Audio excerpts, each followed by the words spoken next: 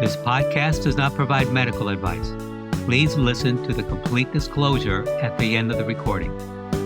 Hello, everyone, and welcome to Everyone Dies, the podcast where we talk about serious illness, dying, death, and bereavement. I'm Marianne Matzo, a nurse practitioner, and I use my experience from working as a nurse for 43 years to help answer your questions about what happens at the end of life. And I'm Charlie Navarrete, an actor in New York City, here to ask the questions that you might have while listening to our broadcast. We are both here because we believe that the more you know, the better prepared you are to make difficult end-of-life decisions for yourself or a loved one. So please relax. Get yourself a little something to eat and drink. Cake, tea, whiskey. Whiskey? Whatever makes you happy. Sure. And thank you for spending the next hour with Charlie and me. In the first half, we have our recipe of the week from Charlie. In the second half, I'm going to be talking about the purpose of having a funeral. And in our third half, well, Charlie has a few dad jokes about funerals. Thank you very much. Charlie, what am I going to do with you? I don't know. So, what's our recipe for the week? Who doesn't love a brownie? I love brownies. Okay, I don't see any raised hands, so I'm going to assume everybody loves brownies. Fudgy chocolate, nuts, no nuts, maybe some frosting. Every funeral lunch needs at least one death by chocolate dessert. Dun, dun, dun. Why not try these, Alice Medrick? You can even make them more fudgy from a quick ice bath just after baking. The cookbook does not specify who or what jumps into the ice bath, so make brownies at your own risk.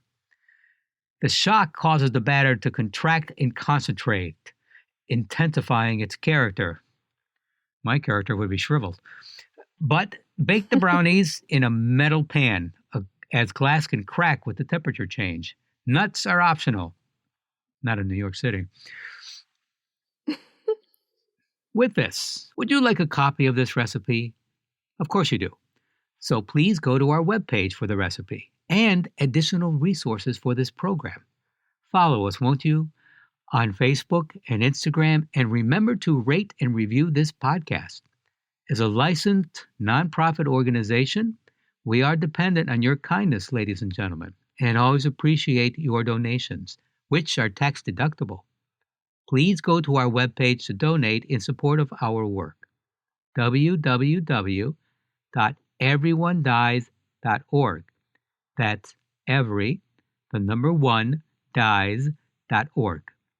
Marianne? Thanks, Charles. So, rituals are symbolic activities that help us, together with our families and our friends, express our deepest thoughts and feelings about life's most important events. When a child is born, like in the Catholic faith, they have baptisms. In other faiths, too, they'll have a baptism of that child and that child's acceptance into the church family. Birthday parties honor the passing of another year in the life of someone we love. Weddings publicly affirm the private love shared by two people. The funeral ritual is also public, a traditional and symbolic means of expressing our beliefs, thoughts, and feelings about the death of someone we loved. From celebrating a life at a traditional service to commiserating over stiff drinks and great food, funerals can be as austere or as extravagant as you'd like them to be, or as you can afford them to be. The funeral ceremony helps us acknowledge the reality of the death, gives testimony to the life of the deceased, encourages the expression of grief in a way consistent with the culture's values, provides support to mourners, allows for the embracing of life and beliefs about life and death, and offers continuity and hope for the living. Now, unfortunately, our mourning and avoiding culture has to a large extent forgotten these crucial purposes of the meaningful funeral. I've frequently heard from people with terminal illnesses, and even those that don't have a terminal illness, that they do not want to have a funeral.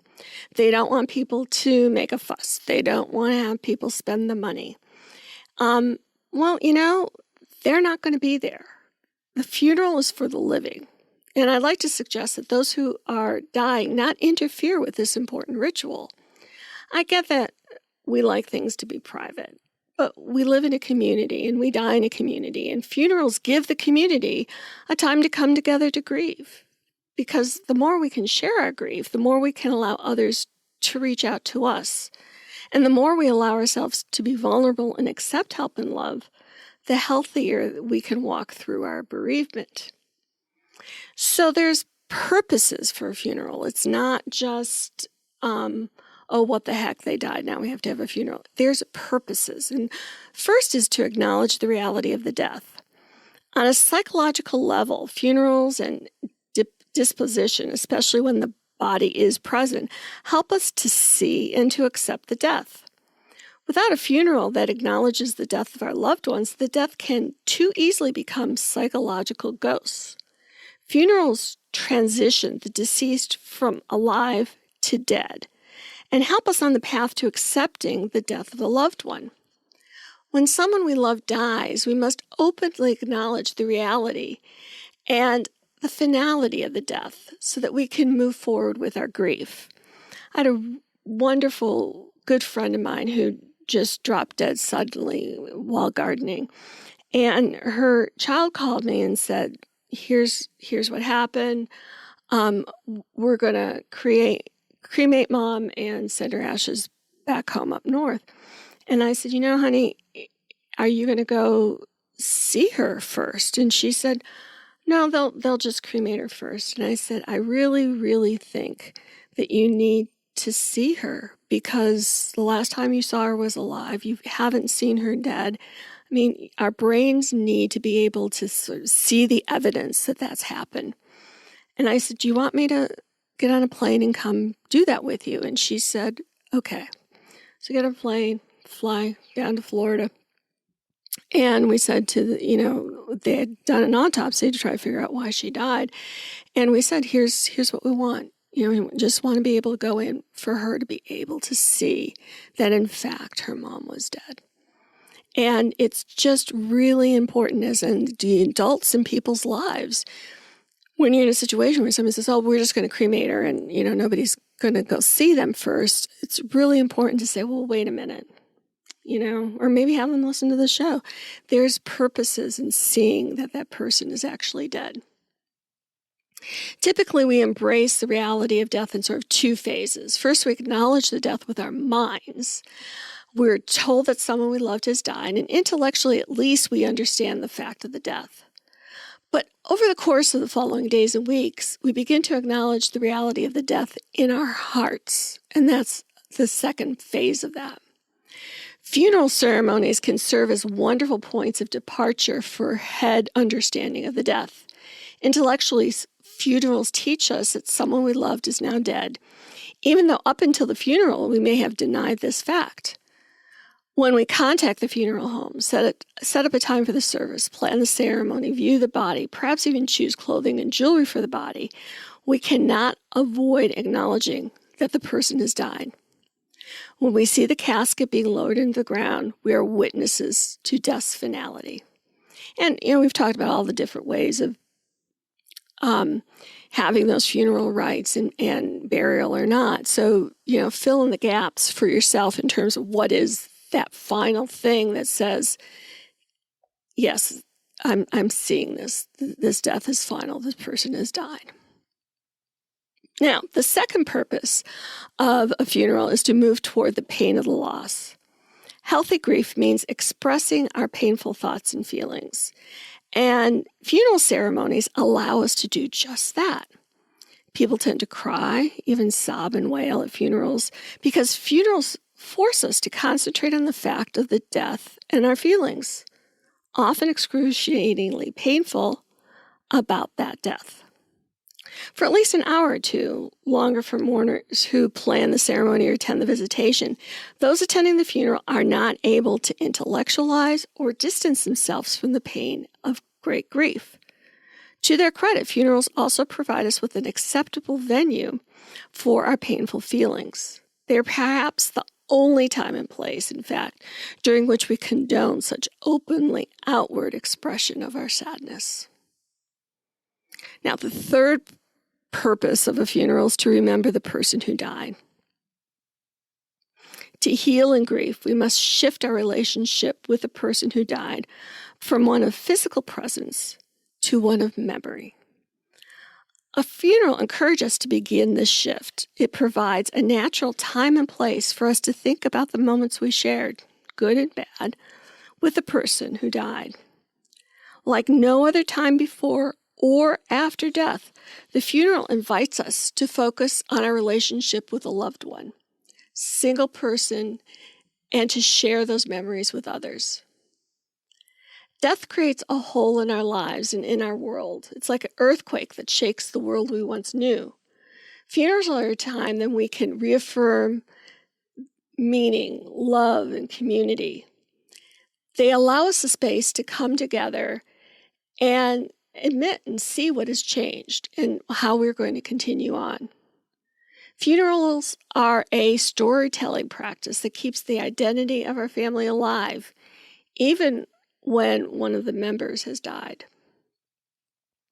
At traditional funerals, the life of the deceased, the characteristics that they most prominently displayed are there for us to see. They're intimate, individualized memories.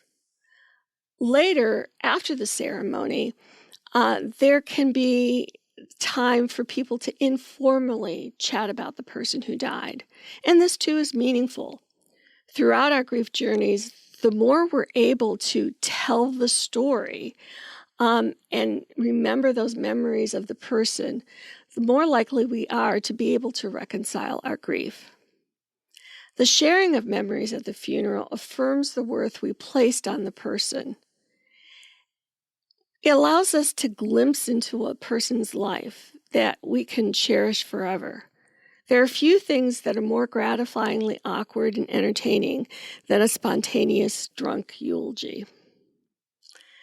Another reason for a funeral is to develop a new self-identity. Another primary reconciliation needed of mourning is the development of a new identity, that identity without that person. We are all social beings whose lives are given meaning in relation to the lives of the people around us. We're friends, we're siblings, we're spouses, we're parents.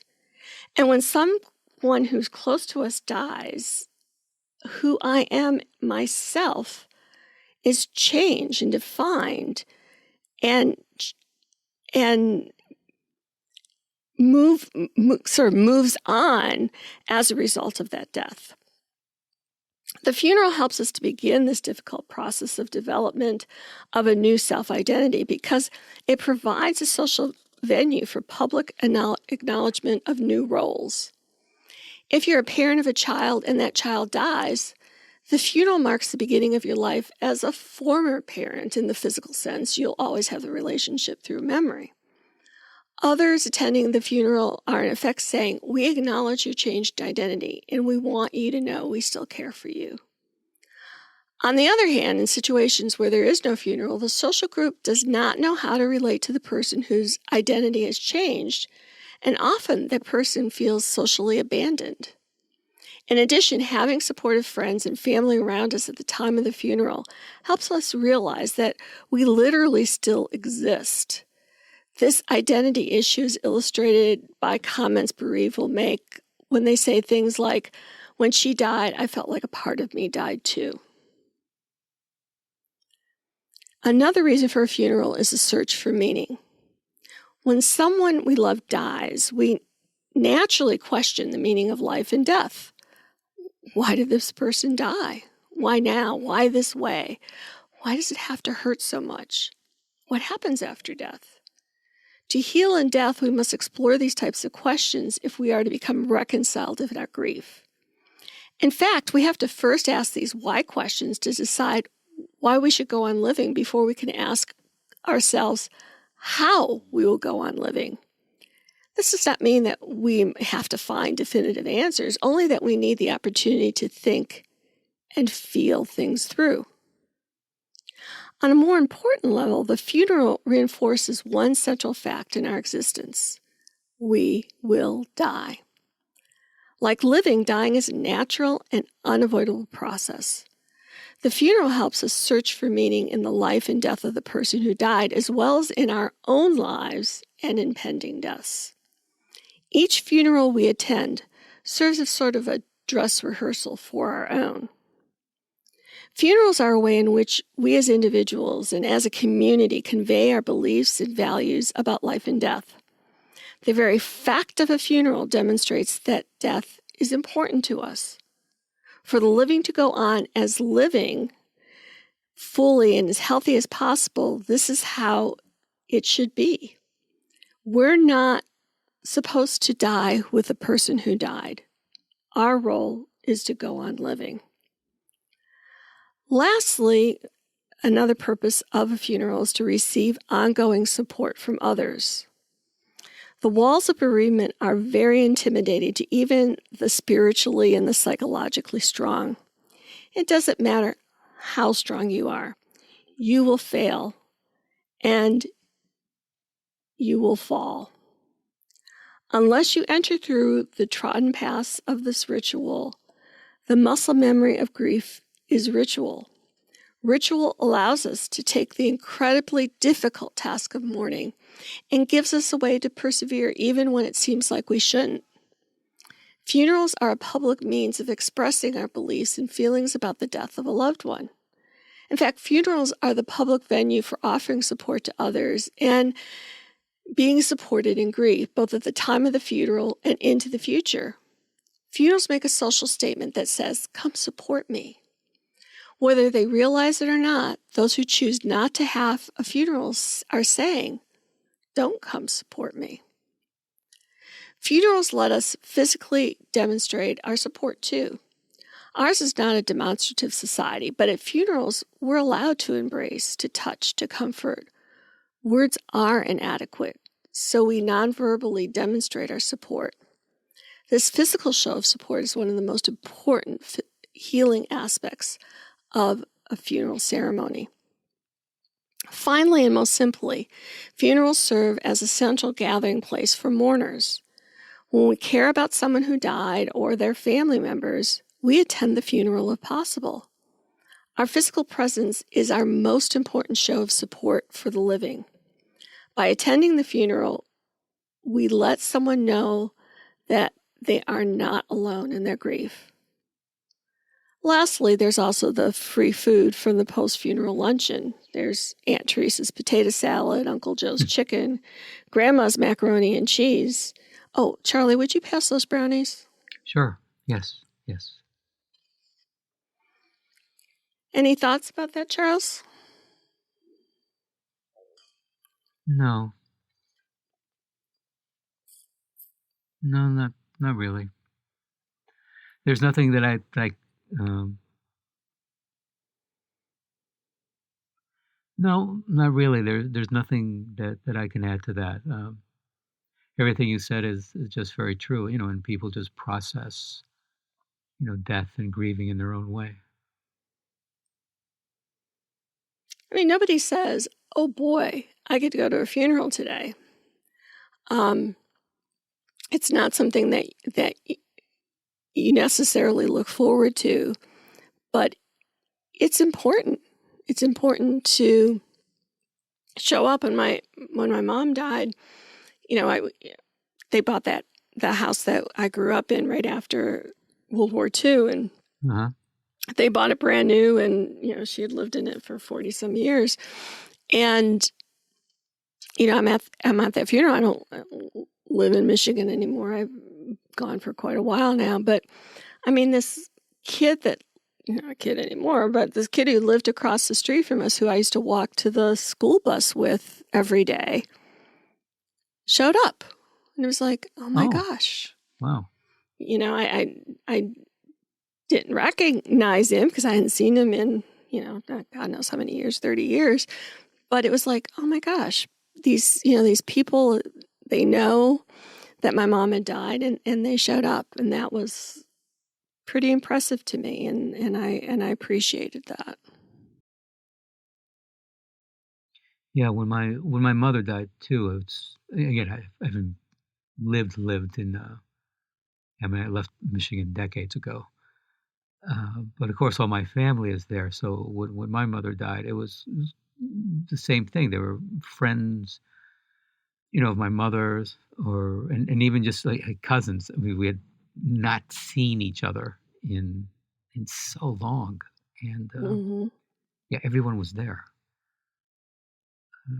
It was nice. I mean, that It part of it, is. that part of it was nice. Yeah. It has a reason, and I think it's an important reason. It doesn't have to be at a funeral home. It doesn't have. It can be any Right. Exactly. Yeah. celebration of life that you want it to be. And there are even people who have their celebration of life while they're still alive, so that they can hear Yeah. everything that Yeah. people Yes. have to Yeah. say about them. Yeah. So, but still, that celebration of life is really kind of for, if I'm having it, it's for me because I want to hear what everyone has to say and I want to eat the food that they make and, you know, dance and do whatever. But the funeral part, even if I've had that celebration of life, the people who will mourn me will still need that piece of it, and it shouldn't be denied them. True. Even if they don't know they need it, they need it. Yes, exactly. I mean, it. I know it's the stuff of movies and TV shows, but yeah, when I don't know, a week later or several years later, it just suddenly hits you. Yeah. So whether Hmm. you are conscious of it or not, like you said, it's just about that closure to to be there, you know, at the end to see the person dead, to see that that is literally the last chapter, and that book is closed. And in our usual yin yang of everyone dies, we go from funerals to humor about funerals, Charlie. So I take my seat at the World Cup. Actually, it's the final, and I look over and I see that there's a seat between me and the next guy. So I say to him, "Man, who would ever miss the World Cup final?" And the guy says, "Well, that's my wife's seat. We've been to the last 5 World Cup finals together, but sadly she passed away." I say, "Man, that's terrible. Couldn't you get another close family member to come with you?" The guy says, "No, they're all at the funeral." I kind of like that one. These are such dad jokes. Thank you. So, a man and his friend were fishing by the river when a funeral procession approached. The man stood up, took off his hat, and waited for the procession to pass, and then sat back down. And his friend said, "Man, that was very respectful of you. Very nice." And the guy said, "Well, we were married for 40 years. There you go. I got a chuckle out of you. Good. The inventor of the throat lozenges has died. There'll be no coffin at his No. funeral. Oh, good. Even a bigger laugh.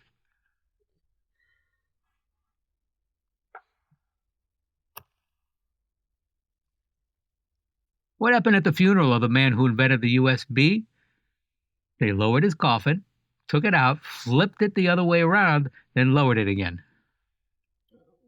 Yeah, I Then agree. my I, then my experience is you have to take it mhm. out and flip it right back to the original way you had it, and it works, right? I'm going to take your word for it. I think we would have to check with David. He would know for sure. But yeah. I was at a funeral and asked the priest for the Wi Fi password. "Have some respect for the dead," he said. I replied, "Is that all lowercase?" As long as I can laugh. A famous heart surgeon died, and everyone was gathered at his funeral. A coffin was displayed in front of a huge heart. When the minister finished with the sermon, and after everyone had paid their respects, the heart was opened, the coffin rolled inside, and the heart closed. Just at that moment, one of the mourners started laughing. The guy next to him said, "Control yourself." "Hey, I'm sorry," he replied. "I was thinking about my own funeral." "Well, what's so funny about that? I'm a gynecologist."